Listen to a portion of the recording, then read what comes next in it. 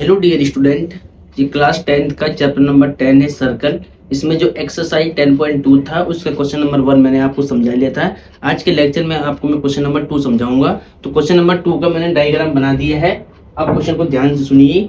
आकृति 10.11 में यदि टीपी और टी क्यू केंद्र ओ वाले किसी वृत्त पर दो स्पर्श रेखाएं इस प्रकार है कि angle P O Q 110 degree है, तो एंगल पी टी क्यू बराबर है, यानी एंगल पी टी क्यू की वैल्यू आपको निकालनी है। ठीक है, तो कैसे सॉल्व करेंगे यहाँ पर देखिए। ठीक है, तो सबसे पहले आपको सॉल्यूशन लिखना है, हिंदी वाले हल।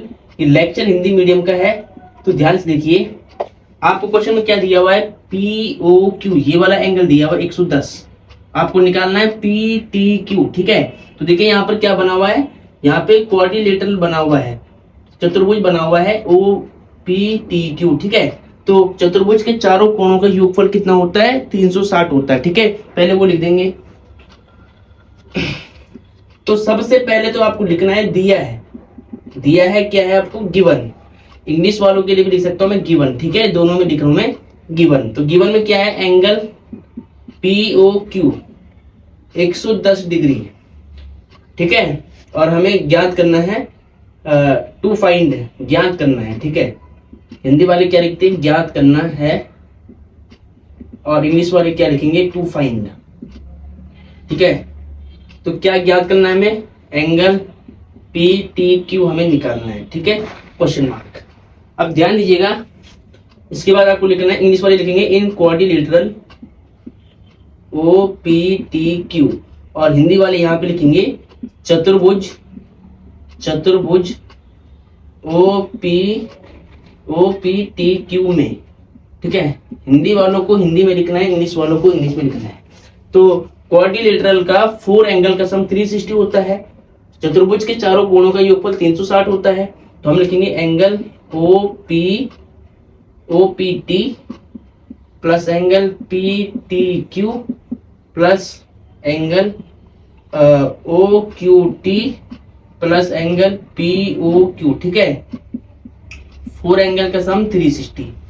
ठीक है, अब देखिए ध्यान से। अब आपको क्या पता है, आपको पता है कि सेंटर से जाने वाली जो लाइन है ये रेडियस है, और ये क्या है, यहाँ पर टेंजेंट है, यानी स्पर्श रेखा और त्रिज्या आपस में लंब होती है। तो यहाँ 90 का एंगल बनेगा, यहाँ पे 90 का बनेगा। ठीक है, ओ क्यू और टी क्यू आपस में परपेंडिकुलर है, तो ये 90 होगा।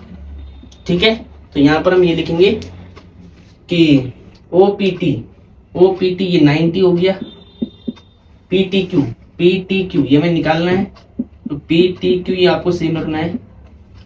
ओ क्यू टी ये भी 90 होगा। ठीक है, और पी ओ क्यू 110 है, 360 सेम रखना है।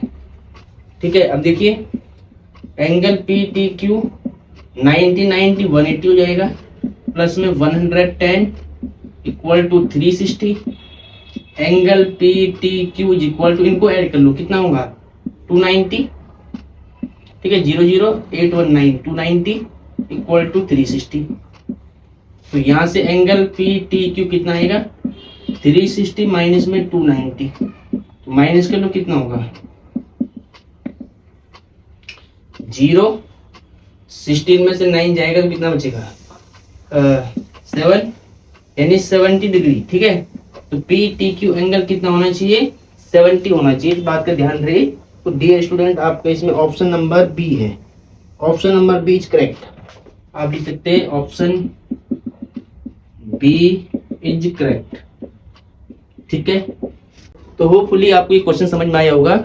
मैं एक ही क्वेश्चन आपके लिए डालता रहूंगा, जिससे कि आप बोर भी ना हो और आपके सारे क्वेश्चन कवर हो जाए। ठीक है, तो क्लास 10th का है। अब मैं बेसिकली आपको Hindi medium to English medium दोनों में ही समझाऊंगा। ठीक है, कोई भी मैं क्वेश्चन करूंगा, मैं आपको पहले एक वीडियो में सिर्फ एक क्वेश्चन समझाऊंगा, लेकिन दोनों में लिखूंगा, ताकि हिंदी वाले बच्चों को इंग्लिश भी आए और इंग्लिश वाले बच्चों को हिंदी भी आए। ठीक है।